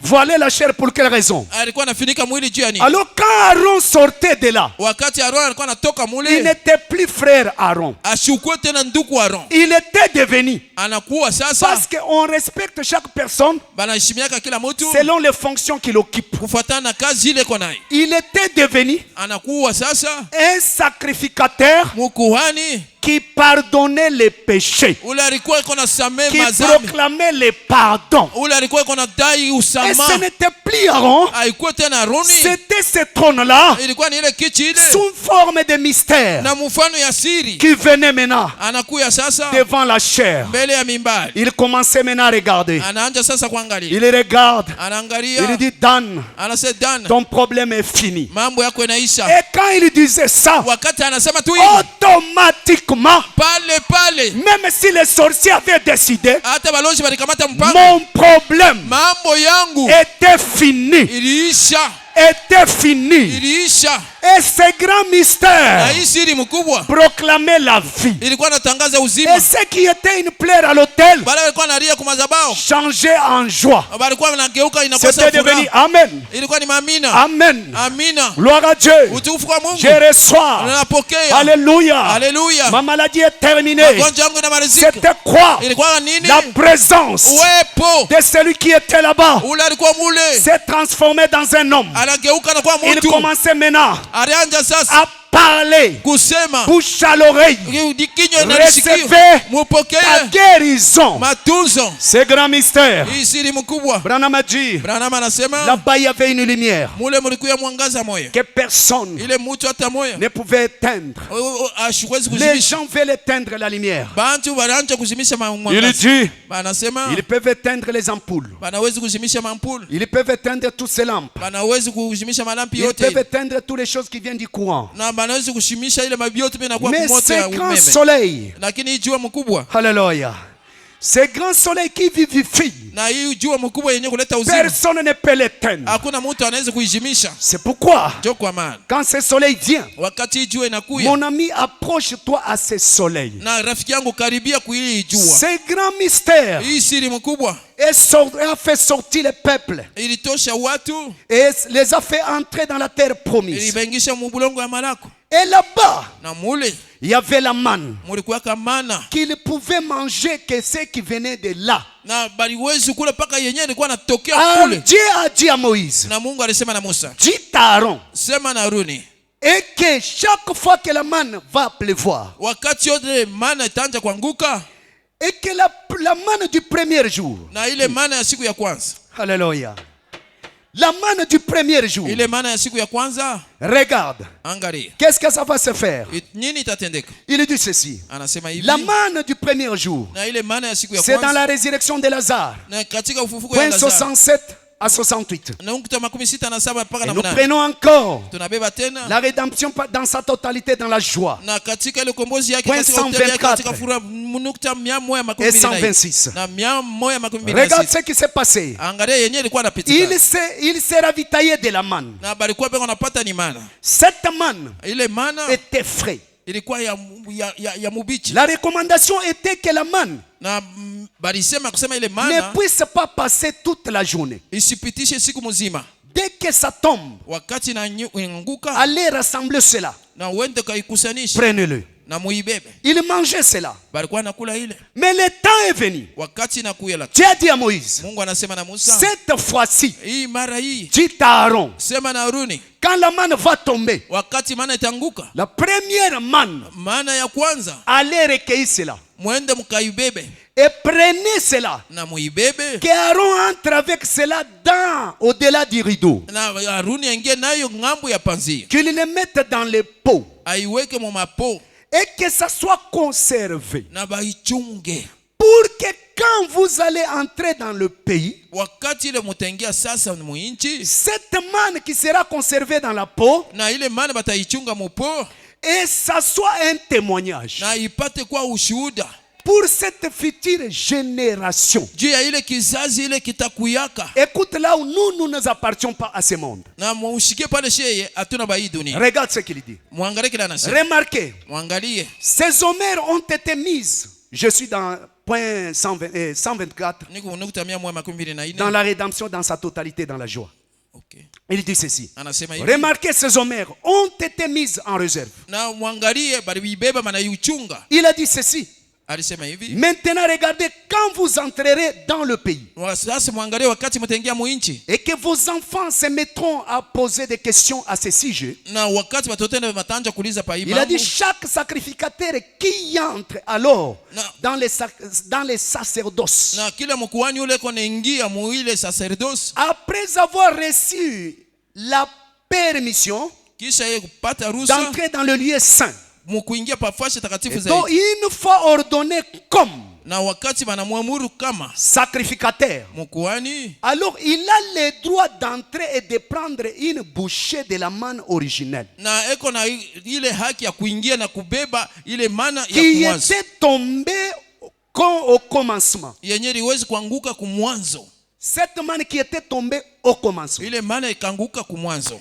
La toute première manne qui était tombée. Ile mana ya kwanza tu ile C'est ilianguka. cette manne-là qu'on avait pris. Na njo ile mana ile balibeba. Ce n'est pas d'autres mannes là, non, non. La Hapana ile toute mamana première ile ya kwanza tu. qui était tombée le matin. Ile ilianguka tu asubuhi. C'est ce qu'Aaron devrait prendre. Njo ile Haruni alipasha kubeba. Parce qu'il y avait quelque chose Sababu kulikuwa qui kitu était mfu- contenu, c'est un grand mystère. na kilikuwa mule ndani ilikuwa siri mkubwa. Il dit d'entrer de prendre une bouchée Na kuingia na kubeba kwa kidogo de la manne originelle ya ile mana ya kumwanzo qui était tombée au commencement. yenye ile ilianguka kumwanzo. La toute première manne qui était tombée, Ile mana ya kwanza ikanguka, ils l'ont ramassée, bali ilokota, l'ont mise dans un homère. bali iweka mupomo ya fulani, Ils l'ont conservée. bali ichunga Elle était réservée uniquement pour les sacerdoces. na bali ichunga tu juu ya wakuhani. Eh bien, Na 126. basi, 126. C'est nous. Ni sheye, Alléluia. C'est nous qui sommes les sacerdoces. sheye njo benye kuya bakuhani. Nous ne sommes pas des rundes, Na sheye hatuna barunda ni des kassaïens. au bakasai. Nous, Sheye nous sommes des sacerdoces. tuko bakuhani. Regarde notre identité. Angalia utambulisho. C'est nous qui sommes les sacerdoces. Ni sheye benye kuwa bakuhani. Vous êtes un sacerdoce royal, Uko mkuhani mwa kifalme une nation sainte, na taifa mwa takatifu un peuple acquis, na batu bale offrant à Dieu les sacrifices benye kutoa kwa Mungu sadaka spirituels, ya kiroho les fruits des lèvres. na ile matunda ya kazi Alléluia. Qui célèbre son nom. wenye kutukuza jina yake. Amen. Amina. Ça y est bon. Iko mzuri. C'est nous les sacerdoces. Ni sheba kuhani Nous n'appartenons pas hatuna ba à ce monde. ba hii dunia. Non, Hapana, tu n'appartiens pas hauna wa à cette famille d'où tu es venu. ile jamaa mna unatokea. Non, Hapana, c'est pourquoi njoo kwa maana le futur de ta vie, na ile maisha même mbele ta mère, ya mama yako, même ton père hata baba yako ne connaît pas. asiyue, Même quand tu es dans son sein, hata kumtumbo si yake on lui demande kama anamuuliza quel est l'avenir de cet enfant, maisha ya huyu mtoto elle n'a aucune réponse. ana najibu hata moja. Celui qui a la réponse, Ule kona jibu c'est celui qui t'a envoyé. ni ule anakutuma. Parce que toi, Sawa tu wewe n'es pas de cette tribu charnelle. hauna wa hii kabila Tu es kimwili. le sacerdoce royal. Huko ule kuhani wa Tu kifalme. crois aux choses sacerdotales. Unaamini vitu vya C'est pourquoi kikuhani. ta manière de croire Na njoo kwa ana namna ya ne kuamini. vient pas des hommes, Haitokee kubatu. ne vient pas de la maman, Haitokee kwa ne vient mama. pas de ton père, Haitokee kwa ne baba vient yako. pas de ta famille. Haitokee ujamaa Ça yako. vient d'en haut. Inatokea juu. Tu es un homme unique. Ulizalika Tu mtumishi. es un homme changé. Na huko mtu mwenye Un ubadilika. homme qui n'est pas Ule mtu ana comme les autres. saa batu C'est wengine. pourquoi tu te trouves aujourd'hui Njoo kwa maana unakutaniwa au leo. temps de la fin. Wakati ya mwisho. C'est pourquoi nous aussi, Njoo kwa maana na sie vile vile. en croyant Jésus, Mkuamini Yesu. nous appartenons Tuko ba à ce sacerdoce. ba hii ukuhani. Alléluia. Hébreux chapitre 4 et 12. Na Waebrania 4:12. Alléluia. Et regarde ce qu'il dit. Waangalie kile anasema. Il dit ceci. Anasema hivi. C'est Hébreux chapitre 4, 14 à 16. Na kuanzia 14, Il le 16. compare à Lévites 4, 1 à 7. Anaifananisha na ile Leviti wa kwanza. Nous sommes aussi Na sheye vile vile tuko les sacerdoces royales, wale wakuhani wa kifalme. les enfants du royaume. Batoto wa ufalme. Nous n'appartenons pas à ce monde. Hatuna ba hii dunia. Nous n'appartenons pas aux ecclésiastiques. Hatuna mantu ya makanisa. Non. Hapana. Même quand nous venons dans les églises, Hata wakati tunakuwa makanisa, nous sommes choisis, tuko benye kuchakuliwa, mis à part. benye kuweka pembeni. Pour quelle raison? Juu ya nini? Pour les sacerdoces. Juu ya ukuhani. C'est pourquoi chaque frère Njoo kwa maana kila nduku peut être un prédicateur quelque part. anaweza kuwa mhubiri fasi mwa fulani. C'est le travail des sacerdoces. Ni kazi ya ukuhani. Nous servons les témoignages Na tuko na shuhudia maushuhuda de celui qui était mort. ya ule alikufuaka, Il est ressuscité. alifufuka, Il est revenu. alirudia, Il nous a ramené aliturudisha le témoignage de la manne. na ile ushuhuda ya mana. Jésus Yesu qui était enceinte. ule alikuwa mumimba. Ye alikuwa na mimba. Yeye alikuwa na mimba Yesu D'une épouse. ya bibi harusi moya. Et quand les douleurs de l'enfantement Wakati maumivu ya kuzaa ont commencé, ikaanza, les problèmes ont commencé. mambo ikaanza. Alléluia. Alléluia. Une mère, Mama quand elle tombe enceinte, wakati anakuwa na mimba, le début de la grossesse, mwanzo ya mimba, il n'y a pas trop de problèmes. mambo mingi hainako, Les gens ne parlent pas. bacha baseme Parce que la grossesse est cachée. sababu mimba ichingali ya kufuchama. Mais quand la grossesse Wakati mimba sasa commence à gonfler, inaanza le kuonekana, ventre commence à gonfler. sasa mimba inaanza kuonekana, Cela veut dire l'enfant commence à vouloir quitter la maman. na sasa mtoto anaanza kupenda toke ndani ya mama. Les accusations commencent. Mashitaki inaanza. Attention, Pasopo, ne marche pas comme ça. hapana kutembea hivi. Tu vas faire bouger l'enfant. Utatenkesha mtoto. Ce sont les douleurs de l'enfantement. Ni maumivu ya kuzaa. Même quand tu es au milieu des gens, Hata kuko même katika quand on batu, te provoque, hata bana tu kuchokoza, vas entendre, tu utasikia. y auras des problèmes. Utashikwa na Celui-là mama. appartient à l'État. Hii ni ya leta. C'est quoi ça? Ni nini ile? La grossesse. Ni mimba ile. C'est les douleurs Ni maumivu qui commencent. inaanza. Alléluia. Quand les mois arrivent, Wakati mwezi inafika, les mois de l'enfantement, ile mwezi ya kuzaa et la maman monte na mama anapanda à la technique, pale pa tekniki, elle est seule. eko peke yake, Même son mari hata bwana yake l'amène seulement là-bas anamupeleka tu kule, et lui laisse. anamwacha kule. Alléluia. Quel grand mystère. Siri kani mkubwa, Même son mari hata bwana yake qui mwenyewe l'amène là-bas wenyewe kumupeleka kule, l'abandonne. anamwacha kule. La maman se trouve Mama à la anakutaniwa technique seule. kule pa tekniki ye moya, personne. Mtu hata moja. Il n'y a que les étrangers Ni mpaka bageni qui njoo. l'insultent. Na njoo beko na mchokozi. Fais ceci. Fanya hivi. Pousse l'enfant. Sukuma mtoto. Fais ceci. Fanya On hivi. peut lui donner tant de fouets, Banaweza kumpiga taba na ngapi? tant de choses. Banaweza kumfua vitu vya On mingi. peut l'injurier Banaweza kumchambula. uniquement Paka tu pour qu'elle puisse s'ajuster, na juu apate de kujinyorosha. pousser pour que l'enfant sorte. Asukume mjuu mtoto La atoke. maman peut pleurer. Mama anaweza kulia. Personne ne va l'aider. Hakuna mtu hata mmoja Elle atamsaidia. peut dire, Anaweza kusema aidez-moi. unisaidie. L'aide accoucheuse la dira. Na ule wa kumsaidia Si kuzala tu atamwambia. joues Kama Et unacheza que l'enfant meurt, na mtoto tu verras. utaona. Lui tape, Anamupika. il lui donne des coups. Anamupika. Pousse l'enfant. Anasukuma La mtoto. maman va pleurer. Mama taria. La maman va pleurer. Mama taria.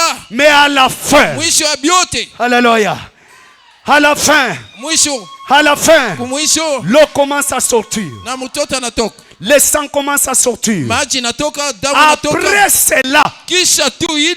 il y a quoi? Kuko Un nini? mystère de changement. Na asiri mwa mabadiliko. L'enfant sort, Mtoto la anatoka. maman s'éteint. Mama anabakia Et kimya. l'enfant fait quoi? Mtoto afanya Non. analalamika. À la croix du calvaire, Kumsalaba Kalvario. Christ notre mère Na Kristu mama a yetu. été tapoté. Bali mupika Il pika. avait crié.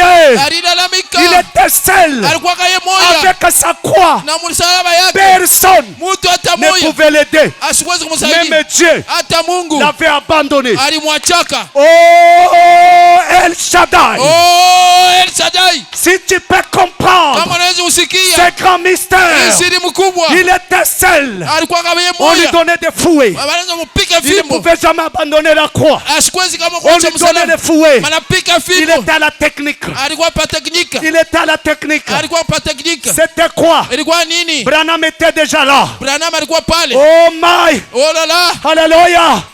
Et quand Na wakati Christ a rendu l'âme wakati Kristo anatoa et roho Christ s'est tué, na Kristo anabakia kimya. qu'est-ce qui arrive? Nini inafika? C'est l'épouse qui parle. Ni bibi harusi ndio anasema. Aujourd'hui, Leo le corps de Christ ne parle plus. nao mwili ya Kristo haiseme tena. Aujourd'hui, Leo c'est Branham ni Branham qui était sorti de là, ule alitoka mule. qui parle. Eko nasema Non, nga non. nga Les sautes tonnerres sont révélés. mingurumo saba nyenye funuliwa. Non, Nga non. nga C'est quoi? ni nini? Il est ressuscité. Eko mwenye kufufuka. Non, Nga non. nga Tu es guéri. uko mwenye utunziwa. Non, Nga non. Il est venu. anesha kuya. Non, Nga non. nga Le fils de l'homme est là. no mwana wa mtu eko C'est le hapa. langage d'un enfant. Njo namuna ya kusema mtoto. C'est le langage de la naissance. Na njo namuna ya kusema Nous sommes au kuzalika. temps de la naissance. Wakati wa kuzalikwa. Oh non, Nga non. nga Nous chantons un mystère. na tunashimba Mettons-nous siri. debout. Tusimameni Que yulu. Dieu vous bénisse. Mungu amibariki.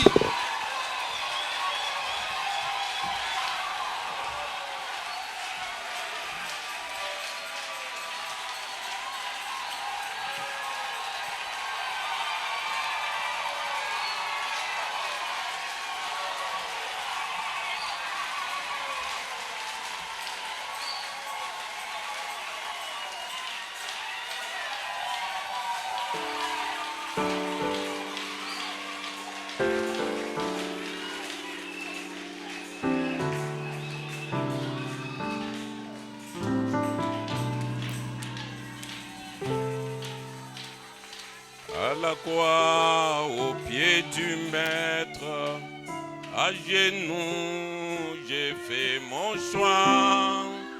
Son disciple, je veux être tout près de lui par la foi.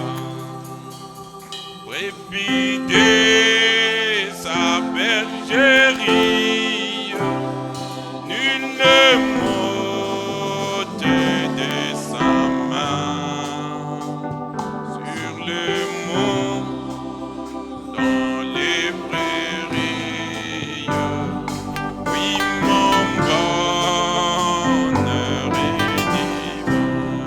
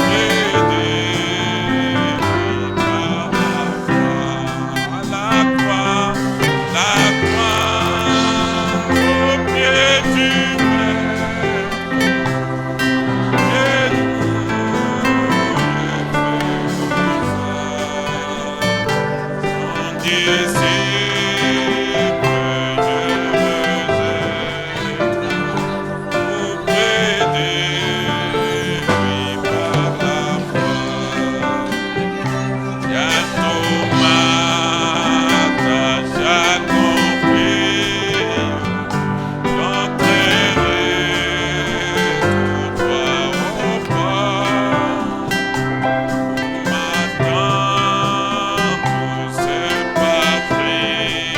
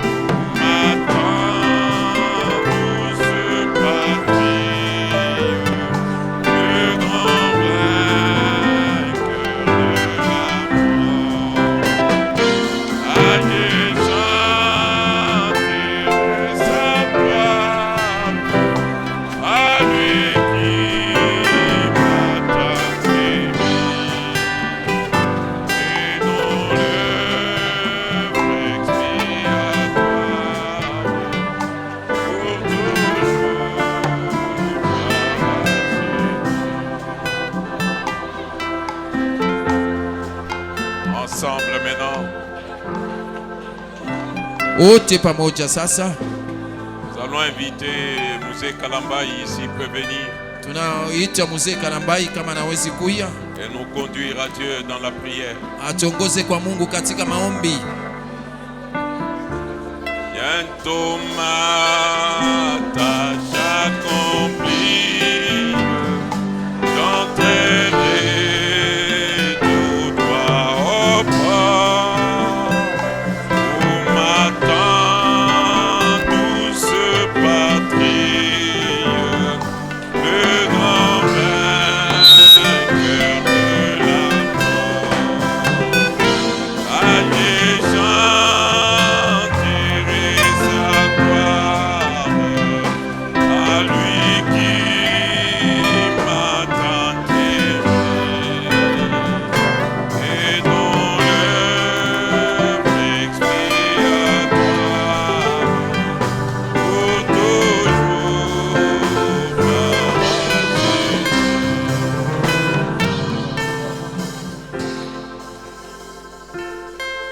Prions. Éternel notre Dieu, toi le soleil qui vivifie, toi l'Éternel le grand dans tout-puissant, d'éternité en éternité, il n'y a point de Dieu comme toi. Tu es le même hier, aujourd'hui et éternellement. Ce matin, Seigneur, nous étions rassemblés autour de ta parole pour entendre quelque chose venant de toi. Nous savons, Seigneur, que lorsque nous entendons une parole venant de toi, elle donne la vie dans nos âmes. Ainsi, Éternel, ce matin, nous voulons te dire merci parce qu'il t'a plu de descendre et de nous parler, de nous montrer que toi, tu es le soleil de la justice et que tu descends, Seigneur, tu brilles sur nous et nous arrivons à maturité. Ô Père éternel, merci pour ta parole ce matin. Nous voulons que cette parole soit gravée dans nos âmes, de sorte qu'elle nous accompagne partout où nous serons et que nous ne puissions pas l'oublier. Éternel notre Dieu, nous en tant que des semences, la parole devrait nous appeler à maturité, de sorte que nous puissions manifester Jésus-Christ, le même hier, aujourd'hui et éternellement. Laisse que cela entre dans nos âmes et fasse partir de nous tout ce qui n'est pas de toi. Que ça puisse enlever la paresse, que ça puisse enlever le péché en nous et que nous puissions croître, montrer aux hommes de ce monde que réellement nous sommes des fils de Dieu. Tendre Père, parce que notre marche, c'est pour aller dans l'enlèvement. Nous ne pouvons y aller que lorsque nous arrivons à maturité. C'est pourquoi, Seigneur, ta parole nous a été donnée pour que nous puissions réellement croître et arriver à maturité. Ce matin, Seigneur, nous avons eu la joie du fait que tu as parlé à nos âmes. Ainsi, Éternel, nous voulons remettre chacun de nous entre tes saintes mains pour que toi, tu continues à nous parler comme les disciples sur le chemin d'Emmaüs. Et même quand nous serons dans nos maisons, que ces paroles résonnent dans nos oreilles. Dieu Tout-Puissant, Dieu de bonté, Dieu de grâce, nous remettons chacun de nous entre tes saintes mains. Alors que nous sommes arrivés à la fin de notre culte, Dieu Tout-Puissant, les gens sont venus ici avec leurs besoins. Et nous savons, Seigneur, que tu nous as dit que nul ne peut venir à toi et rentrer comme il est venu. Alors qu'ils étaient chargés, décharge-le, Seigneur. Prends tous leurs fardeaux et laisse-le rentrer, étant dans la joie et libre. Tendre Maître, toi le roi des rois, cet après-midi quand nous partons de ces lieux, que nous puissions réellement voir la main puissante de Dieu nous accompagner. Que ceux qui étaient malades en cet endroit puissent y sortir étant guéris. Que ceux qui avaient des problèmes puissent partir ayant une solution. Que ceux qui étaient faibles partent étant forts. Ô Père éternel, prends le contrôle de chacun de nous alors que nous serons sur le chemin de retour. Bénis, ô Dieu Tout-Puissant, c'est Paul qui a conduit ces réunions. Bénis le prédicateur par lequel tu as parlé, Seigneur. Il est un homme, il s'est épuisé. Éternel, il a besoin de toi. Oins-le davantage, de sorte que si jamais il trouvait une occasion de se tenir devant ton peuple, qu'il parle de ta part. Bénis son ministère, bénis sa maison. Tendre Père, bénis chaque personne individuellement qui est venue ici. Alors que nous partons, nous voulons, Seigneur, voir ta main puissante.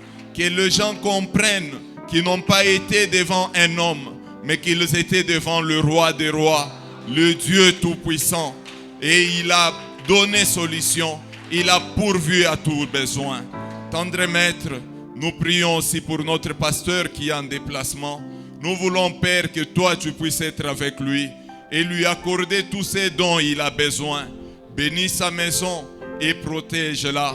Nous voulons le remettre entre tes saintes mains et quand il reviendra au milieu de nous, nous allons glorifier ton saint nom.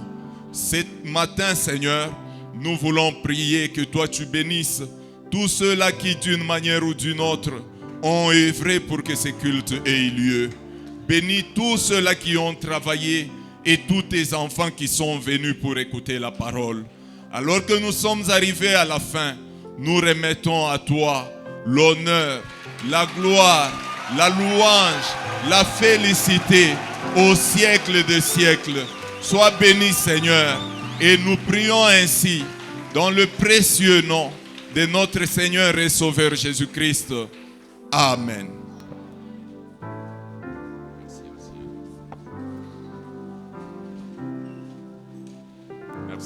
Merci pour.